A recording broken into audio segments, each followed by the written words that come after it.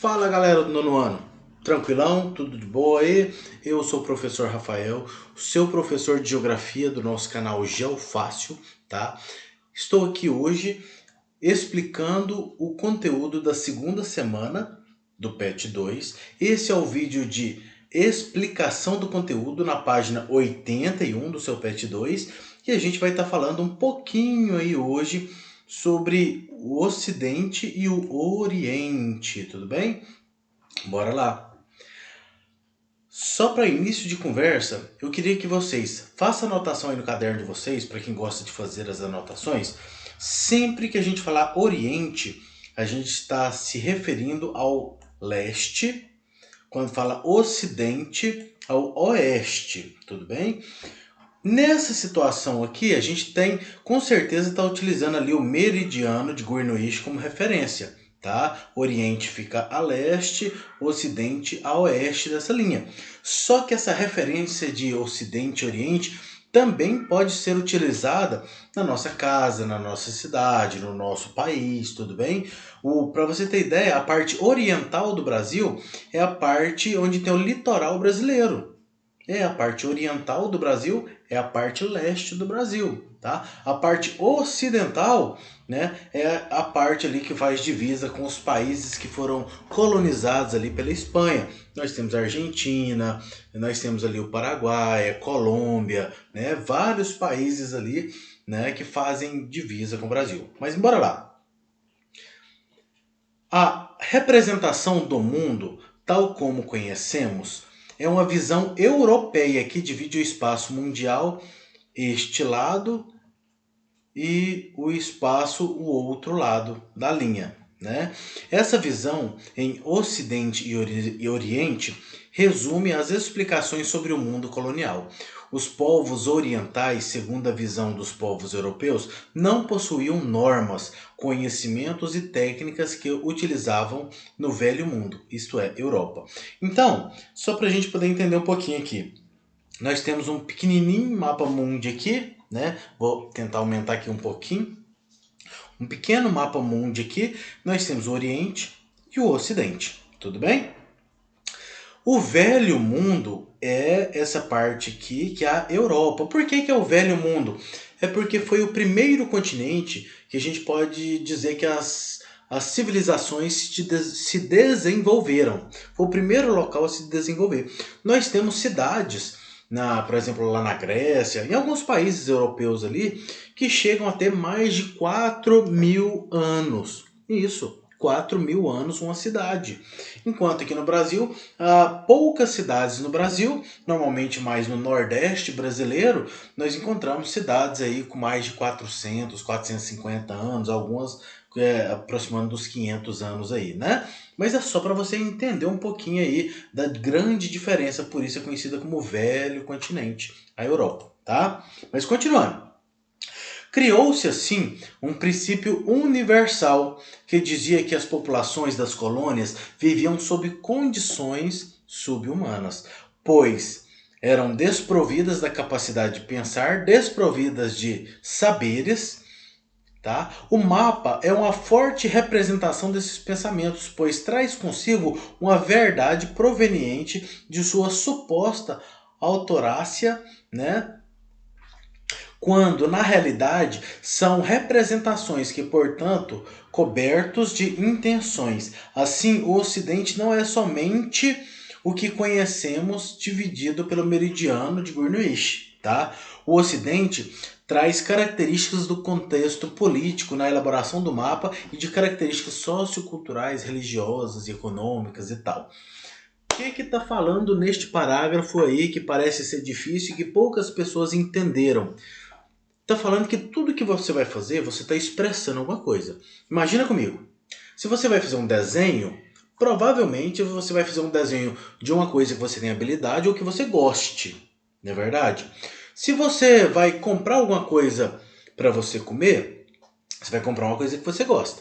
Se você vai comprar alguma coisa para alguém comer, um exemplo, você vai dar um presente para sua namorada, para o seu namorado, para o seu pai, enfim, para alguma pessoa que você gosta, você vai comprar o gosto da pessoa. Mas se você não sabe o gosto da pessoa, você vai comprar o do seu gosto e espera que o seu gosto agrade aquela pessoa. Verdade ou não é? É assim que funciona. Nessa situação aqui, os mapas, você pode observar que a Europa está bem no centro do mapa mundi. Isso não é por acaso. Se você pensar um pouquinho mais comigo, se essa parte, presta atenção no meu mouse aqui, onde você está vendo aí amarelinho. Se essa parte aqui do mapa aqui, a gente arrastasse ela para cá, a Europa podia estar atravessando pro lado de cá e chegando então a parte dela aqui desse outro lado de cá.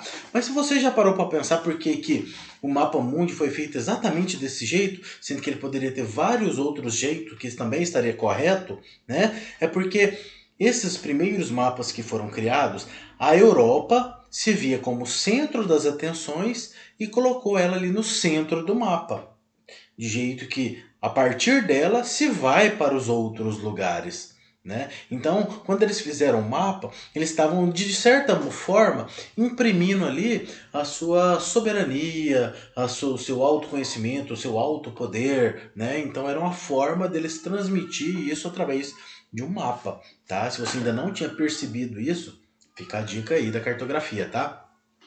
Esse mapa é baseado no livro de Choque de Civilizações de 1996, onde a América Latina é considerada uma parte do Ocidente ou uma civilização distinta, intimamente relacionada ao Ocidente e depende dele, tá? O mundo ocidental, Estados Unidos, Canadá, Austrália e a maior parte da União Europeia foram predominantemente influenciados pela civilização greco-romana e pelo cristianismo, além de moldados por a intensa imigração de colônias europeias. Tá?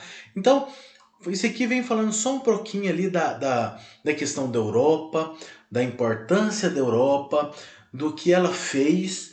Né? A gente sabe que a Europa, conhecida como o Velho Mundo, é o continente que se desenvolveu primeiro, porém, a custo de quais consequências? Né?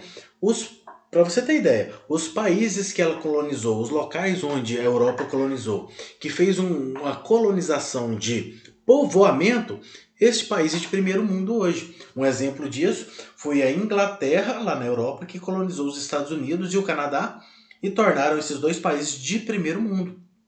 Eu sempre achei que o Brasil iria se tornar um país de primeiro mundo um dia. E aí, depois que eu descobri que um país ser de primeiro mundo está mais diretamente ligado ao tipo de colonização que ele teve do que o nível de desenvolvimento que ele vai conseguir ao longo dos anos, me frustrou, né? O Brasil já não teve colônia de povoamento. Aliás, ele até teve. A grande maioria foi de exploração durante vários e vários séculos.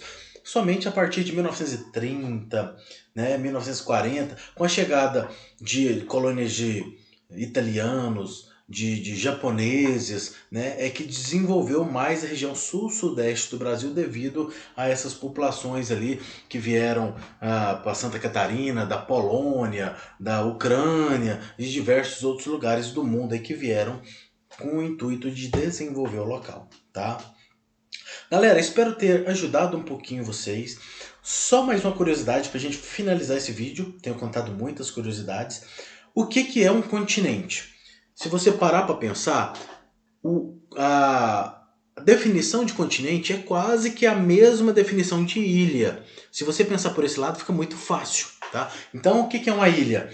Ilha é um pedaço de terra contornado por água, não é? Então, o que é um continente?